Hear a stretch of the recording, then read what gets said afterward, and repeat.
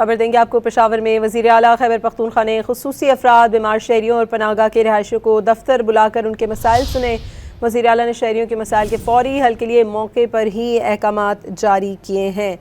आपको ये बताएं कि वज़ीर आला ने आवाम को अपने दफ्तर में बुला लिया, खुसूसी अफराद, माजूरों और पनाहगाह वालों से मसाइल सुने। सुहेल आफरीदी ने हुक्काम को मौके पर ही अहकामात जारी किए हैं। पेशावर में वज़ीर आला खैबर पख्तूनख्वा सुहेल आफरीदी ने खुसूसी अफराद, बीमार शहरियों और पनाहगाह के रहायशियों को अपने दफ्तर बुलाकर उनके मसाइल सुने हैं। वज़ीर आला ने शहरियों के मसाइल के फौरी हल के लिए मौके पर ही अहकामात जारी किए हैं। आपको बताएं कि पेशावर में खुसूसी अफराद, बीमार शहरियों और पनाहगाह के रहायशियों को दफ्तर बुलाकर उनके मसाइल सुने हैं। वज़ीर आला ने शहरियों के मसाइल के फौरी हल के लिए मौके पर अहकामात जारी किए। मज़ीद जान लेते हैं आरिफ हयात से। आरिफ, अपडेट कीजिएगा।